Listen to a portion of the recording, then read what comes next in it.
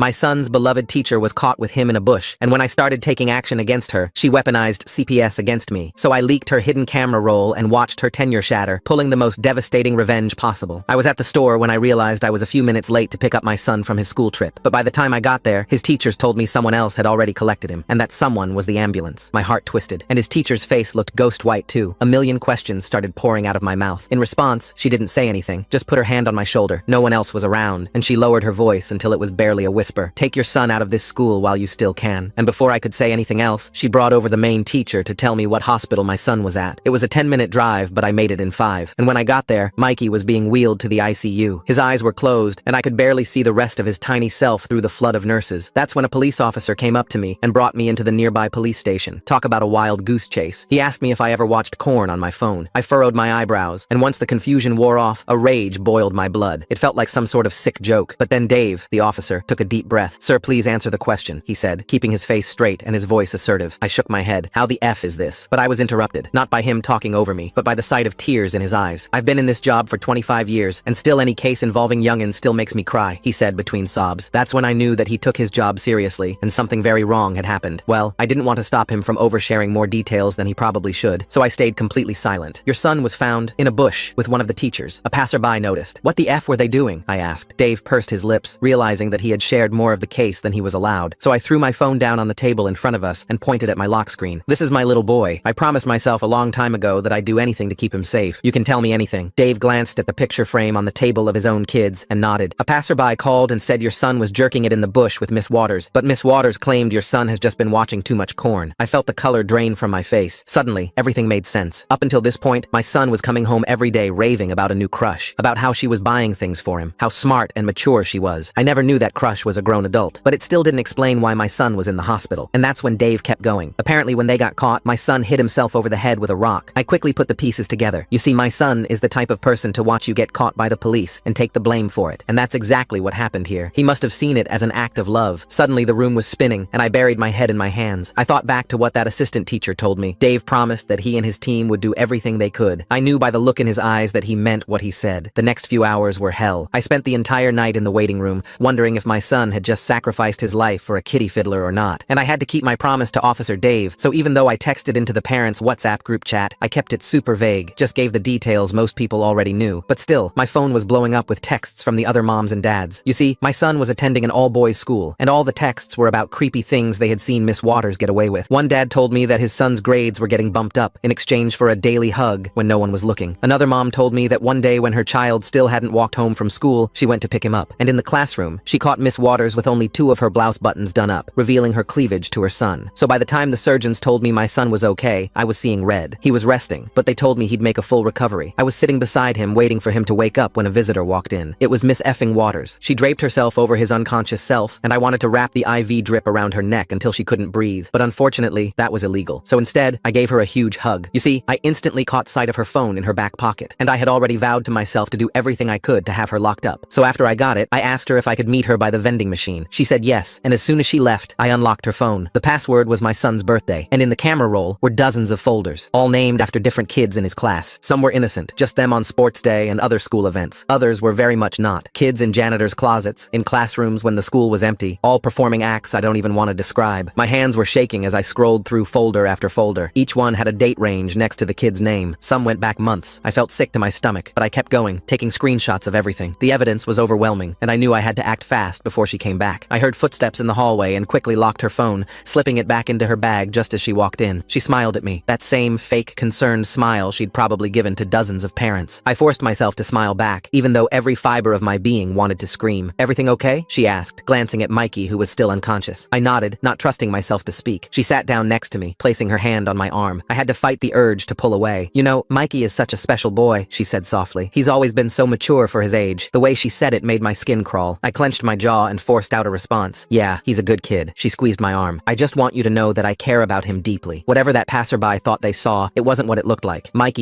he gets confused sometimes. Kids these days with all that internet access. I wanted to tell her to shut up. I wanted to show her the screenshots I'd just taken, but I knew I had to play this smart, so I just nodded again. I should probably go, she said after a few minutes of awkward silence. But please, call me if you need anything. Anything at all. After she left, I immediately opened my phone and started airdropping everything to myself. Every single photo, every folder name, every date. My storage was almost almost full by the time I finished, but I didn't care. This was evidence that could protect not just my son, but every other kid in that school. The rest of the night passed in a blur. Mikey woke up briefly around 3 a.m., confused and scared. I held his hand and told him everything would be okay, even though I wasn't sure if that was true. He asked about Miss Waters, and I had to bite my tongue to keep from telling him what I really thought about her. By morning, my phone was buzzing non-stop. The parent group chat had exploded overnight. More stories were coming out. One mom said her son had been staying after school for extra tutoring 3 times a week. Another dad mentioned finding love notes in his son's backpack that he thought were from a classmate, but now realized the handwriting looked suspiciously adult. I knew I couldn't handle this alone. I needed help, and I needed it fast. So I sent a message to the group. Can we meet? Not at school. My place, tonight at 7. It's important. The responses came quickly. 6 parents confirmed they'd be there. I spent the day preparing, organizing the evidence, making copies of everything. I also called in sick to work. There was no way I could focus on anything else right now. That afternoon, Miss Waters texted me. Hi, just checking in on you and Mikey. I'm so worried about him. The school board is asking me all these questions and I don't know what to tell them. I was hoping you could vouch for me. You know how much I care about your son. I stared at the message for a long time before responding. Of course, you've always been so good to him. Let me know if you need anything. Her response was immediate. Thank you so much. You have no idea how much this means to me. These accusations are destroying me. I've dedicated my life to these boys. Yeah, I thought bitterly. That's exactly the problem. The parents arrived at my house right on time. Chris and his wife Samantha were first, followed by Kit and Sama. We gathered in my living room, and I could see the worry on everyone's faces. Before I start, I said, I need everyone to promise that what I'm about to show you stays in this room for now. We need to be smart about this. They all nodded, and I pulled out my laptop. I'd organized everything into a presentation, keeping it clinical and factual despite how much I wanted to rage. As I clicked through the evidence, I watched their faces change from confusion to horror to fury. Samantha was the first to break. She ran to my bathroom, and we could hear her being sick. Chris followed her, his face pale. Kit had tears streaming down his face, while Sama sat frozen, staring at the screen. How long? Chris asked, his voice barely a whisper. Based on the dates, at least 6 months, maybe longer. We need to go to the police right now, Chris said when he came back, Samantha leaning heavily on his arm. With what? I asked. Screenshots from a phone I accessed without permission? She'll have wiped everything by now. It'll be our word against hers, and she's got tenure. She's been there for 8 years. Who do you think they'll believe? So what do we do? Kit asked. I'd been thinking about this all day. We need to be strategic. First, we talk to our sons, gently. Get them to open up about what's been happening. Document everything. Then we start pulling them out of school, one by one. Make up different excuses, so it doesn't look coordinated. What about the other kids? Sama asked. The ones whose parents aren't here? We'll have to figure that out as we go. But right now, we need to protect our own kids first. The meeting went on for hours. We made a plan, exchanged numbers, created a separate group chat that was encrypted. By the time everyone left, it was past midnight, but I felt like we finally had a direction. The next few days were a careful Davesy. Miss Waters kept texting me, playing the victim. She sent long messages about how misunderstood she was, how the other teachers were jealous of her rapport with the students, how the school board was on a witch hunt. I played along, offering sympathy and support while secretly documenting everything. Meanwhile, the other parents were having quiet conversations with their sons. The boys were reluctant to talk at first, but slowly, pieces of the truth started coming out. Nothing explicit, thank God, but enough concerning behavior to confirm our worst fears. Inappropriate comments, too long hugs, special privileges for certain students. Then, out of nowhere, I got a knock on my door. A woman in a suit stood there with a clipboard. Mr. Johnson, I'm from Child Protective Services. We've received a report of emotional neglect concerning your son, Mikey. My blood ran cold. I knew exactly who had made that report. This is obviously a misunderstanding, I said, trying to keep my voice steady. My son is in the hospital recovering from an injury. I've been with him every day. She nodded, making notes. I'll need to verify that, of course, and I'll need to speak with Mikey when he's feeling better. This is just a preliminary visit, but I want you to know that we take all reports seriously. After she left, I called Chris immediately. She's trying to get ahead of us, I said. She's going on the offensive. Then we need to move faster, he replied. I agreed. That night, I called in a favor from an old friend who worked in data recovery. I sent him the airdropped files, explaining the situation. He promised to see what he could do about creating a verifiable chain of evidence. By the end of the week, 3 families had pulled their kids from the school. The official reasons varied: moving for work, switching to homeschooling, family emergencies, but the pattern was starting to draw attention. The principal called a meeting with Miss Waters to discuss the concerning trend. I volunteered to attend as a parent representative. It was risky, putting myself in the same room as her again, but I needed to see how she'd play this. The meeting was scheduled for Monday morning. I spent the weekend preparing, going over everything with the other parents, making sure we were all on the same page. Mikey was doing better, physically at least. The emotional healing would take much longer. Sunday night, Miss Waters texted me again. I'm so nervous about tomorrow's meeting. Would you mind putting in a good word for me? I feel like you're the only parent who really understands me. I typed back, don't worry, I'll be there. And I would be, just not in the way she expected. Monday morning came faster than I expected. I dressed carefully, choosing my most professional outfit. If I was going to face her in that meeting, I needed every psychological advantage I could get. The school looked different somehow. Maybe it was knowing what had been happening within those walls. I signed in at the front desk, my hand steady despite the churning in my stomach. The secretary gave me a sympathetic smile. News of Mikey's hospitalization had spread through the school community. The meeting was in the principal's office. When I walked in, Miss Waters was already there, tissues in hand, eyes red-rimmed. She'd clearly been crying, or at least making it look like she had. The principal, Mr. Henderson, Henderson, sat behind his desk, looking uncomfortable. Two school board members flanked him. "Thank you for coming, Mr. Johnson," the principal said. "We appreciate having parent representation during this difficult time." I nodded and took the seat furthest from Miss Waters. She glanced at me with what I'm sure she thought was a vulnerable expression. I gave her a small, encouraging smile. "Play the part," I told myself. "As you know," Mr. Henderson began, "we've had an unusual number of withdrawals from Miss Waters' class. 3 families in 1 week. Given the recent incident with your son, we wanted to address any concerns." Miss Waters dabbed at her eyes. "I just don't understand what's happening. I've given everything to these boys, and now parents are pulling them out like I'm some kind of monster." One of the board members, a woman with steel gray hair, leaned forward. "Miss Waters, can you think of any reason parents might be uncomfortable?" "The only thing I can think of," she said, voice trembling, "is that terrible misunderstanding with Mikey. But Mr. Johnson knows that was blown out of proportion, don't you?" All eyes turned to me. This was the moment. I could expose everything, or I could play along and wait for a better opportunity. I thought of my son in that hospital bed, of all those folders on her phone, of the other boys who might still be at risk. "Actually," I said slowly, "I think parents are just being extra cautious after what happened. It's natural to worry." Miss Waters' face relaxed slightly. She thought I was on her side. "But," I continued, "I do think it might help if we implemented some new policies. Maybe no one-on-one time between teachers and students, and perhaps teachers should keep classroom doors open during any after-school activities." The principal nodded thoughtfully. "Those seem like reasonable precautions." Miss Waters' jaw tightened almost imperceptibly. "Of course, whatever makes parents feel comfortable. Though I worry such policies might make it harder to give students the individual attention they need. I'm sure we can find a balance," I said pleasantly. The meeting continued for another hour. Miss Waters put on an Oscar-worthy performance, the dedicated teacher being persecuted for caring too much. By the end, the board members seemed satisfied that the withdrawals were just coincidence. As we filed out, Miss Waters caught my arm. "Thank you," she whispered. "I knew I could count on you." I patted her hand, fighting the urge to recoil. "Of course, we both want what's best for the kids." As soon as I got to my car, I texted the parent group. "Meeting went as expected. She's playing victim. We need to move faster." The responses were immediate. 2 more families committed to pulling their kids by the end of the week. But we needed more than that. We needed concrete evidence that couldn't be dismissed. That afternoon, I visited Mikey in the hospital. He was sitting up, coloring in a book one of the nurses had brought him. When he saw me, his face lit up, then immediately fell. "Dad, is Miss Waters in trouble because of me?" I sat on the edge of his bed, choosing my words carefully. "Why would you think that, buddy?" "She texted me," he said quietly. "Said people were being mean to her and it was my fault." My blood boiled. She was texting my son? I kept my voice calm. "Can I see the messages?" He handed me his phone reluctantly. The messages were there, sent from a number I didn't recognize. They were carefully worded, nothing explicitly inappropriate, but the manipulation was clear. She was making him feel guilty, responsible for her problems. I screenshotted everything and forwarded them to my lawyer friend who'd been advising our parent group. This was a violation of school policy at minimum. Teachers weren't supposed to have students' personal numbers. That night, I couldn't sleep. I kept thinking about those other boys, the ones whose parents didn't know yet. How many were getting similar messages? How many were being manipulated into silence? Tuesday morning brought a new development. Chris called me, panic in his voice. She showed up at my house, said she wanted to clear the air about why we were pulling Jeremy out of school. What did you tell her? Nothing. I didn't even open the door, but she stood on my porch for 20 minutes, calling through the door about how she just wanted to help. This was escalating. She was getting desperate, which made her devigerous. I called an emergency meeting for that evening. Only this time, we had unexpected company. When the parents started arriving at my house, I noticed a car parked across the street that hadn't been there before. Through the window, I could see someone watching. "Change of plans," I texted quickly. "Meet at the coffee shop on 5th Street instead." We regrouped at the coffee shop, huddled in a back corner. The paranoia was setting in, but maybe that wasn't a bad thing. We needed to be careful. "She's panicking," Kit said. "My son told me she pulled him aside yesterday, asked if his parents were angry with her." "Mine too," Sama added. "She offered to tutor him for free if we'd reconsider pulling him out." I shared Mikey's texts, and the mood grew even more somber. We were dealing with someone who wasn't going to go quietly. Wednesday brought the next blow. I got a call from the hospital saying there had been an administrative error with Mikey's records. They needed me to come in and verify some information. When I arrived, I found out someone had called claiming to be from our insurance company, trying to get details about Mikey's admission. The hospital staff couldn't tell me much, but I knew. She was fishing for information, trying to find something she could use against me. That afternoon, my data recovery friend called with news. He'd managed to establish that the files I'd sent him had been created on a school device. Metadata showed they'd originated from Miss Waters' classroom computer. It wasn't definitive proof, but it was something. I was driving home when I noticed the same car from Tuesday following me. I took a few random turns, and it stayed with me. My hands gripped the steering wheel tighter. Was she having me followed, or was I being paranoid? I pulled into a busy parking lot and waited. The car drove past without stopping. Maybe I was imagining things. Maybe the stress was getting to me. Thursday morning, everything changed. I woke up to find my car tires slashed. All 4 of them. No note, no obvious evidence, but I knew. The message was clear. She could get to me whenever she wanted. I called the police to file a report. The officer who came out was sympathetic but honest. "Without evidence, there's not much we can do. You have any idea who might have done this?" I wanted to scream her name, but I knew how that would sound. Paranoid parent blaming a teacher with no proof. So I just shook my head and accepted the report number. Chris drove me to the hospital to see Mikey. When we arrived, the nurses informed me that someone had been calling, claiming to be a family member checking on him. They'd followed protocol and hadn't given out any information, but it was unsettling. "We need to end this," Chris said as we sat in the hospital cafeteria. "She's escalating. I know, but we need to be smart about it." it. If we move too fast without solid evidence, she'll spin it as a witch hunt. That evening, I got an email that made my blood run cold. It was from an anonymous address, but I knew who'd sent it. The subject line read, "You should be more careful." The email contained a single attachment, a photo of me at the coffee shop with the other parents. The message was clear. She was watching us. I forwarded it immediately to our lawyer friend and the parent group. The responses were swift and panicked. She was trying to intimidate us into backing down, but she'd made a mistake. The photo had been taken from inside the coffee shop, and in the reflection of the window, you could just make out the photographer. It was blurry, but it was something. Friday arrived with an unexpected ally. I was at the hospital when one of Mikey's nurses pulled me aside. "I probably shouldn't tell you this," she said quietly, "but that woman who's been visiting, she makes my skin crawl. The way she talks about your son, it's not right." "What do you mean?" She glanced around nervously. "She keeps calling him her special boy, asking when he'll be released, wanting to know if he's said anything about her. I've started documenting it in my notes." This was huge. A neutral third party witnessing concerning behavior. I thanked her and asked if she'd be willing to write a statement. She agreed. That afternoon, the principal called. "Mr. Johnson, I wanted to give you a heads up. Miss Waters has requested a formal meeting with the school board. She's claiming harassment from a group of parents." My stomach dropped. She was going on the offensive, trying to paint herself as the victim before we could act. "When's the meeting?" I asked. "Monday afternoon. You're welcome to attend as a parent representative again." I thanked him and immediately called an emergency meeting with our group. We had the weekend to prepare and we needed to make it count. Saturday was a flurry of activity. Parents gathering statements from their sons, documenting every inappropriate interaction they could remember. Our lawyer friend worked on organizing everything into a coherent presentation. My data recovery contact managed to extract more metadata from the files, strengthening the connection to Miss Waters. But she wasn't idle either. Saturday evening, Samantha called in tears. She sent a letter to my employer, said I was harassing her and it was affecting my work performance. The gloves were off. She was trying to destroy us before we could expose her. Sunday brought the biggest shock yet. I was at the hospital with Mikey when my phone rang. It was Dave, the officer who'd first interviewed me. "Mr. Johnson, I need you to come to the station. There's been a development." My heart raced as Chris drove me there. Had they found something? Were we finally going to get justice? But when I arrived, Dave's face was grim. "Someone's filed a complaint against you. Says you've been stalking them, accessing their personal property without permission." I knew immediately who'd filed it. "This is retaliation," I said. "She's trying to discredit me." Dave sighed. "I believe you, but I have to follow procedure. Can you tell me about any interactions you've had with Miss Waters recently?" I chose my words carefully, explaining about the parent meetings and the evidence we'd gathered. Dave took notes, his expression growing more concerned. "Off the record," he said when I finished, "be careful. I've seen this before. When predators feel cornered, they get divedgerous." I left the station feeling shaken, but more determined than ever. Tomorrow's board meeting would be our chance. We had to make it count. Sunday night, I sat with Mikey as he slept. His bruises were fading, but I knew the emotional scars would take much longer to heal. I thought about all the other boys in those folders, all the parents who had no idea what their children had endured. My phone buzzed with a text from an unknown number. "Last chance. Drop this or lose everything." I deleted it without responding. She'd already taken too much. From my son, from all those boys. Tomorrow, one way or another, this would end. The parent group chat was active all night. Everyone was nervous but ready. We'd compiled statements, evidence, testimonies. Kit had even managed to get one of the school janitors to agree to speak about things he'd seen but hadn't reported. As Monday dawned, I felt a strange calm. We'd done everything we could. Now it was time to face her, to stand up for our children and all the others who couldn't speak for themselves. I arrived at the school early, wanting to touch base with the other parents before the meeting. But as I pulled into the parking lot, I saw something that made my heart sink. Miss Waters was already there, surrounded by a group of teachers and parents. She was crying, gesturing dramatically. I could see some of them nodding sympathetically. She was rallying support, painting herself as the victim of a parent vendetta. This was going to be harder than we thought. I checked my phone. The other parents were already inside, texting me updates. The board meeting was in the main conference room,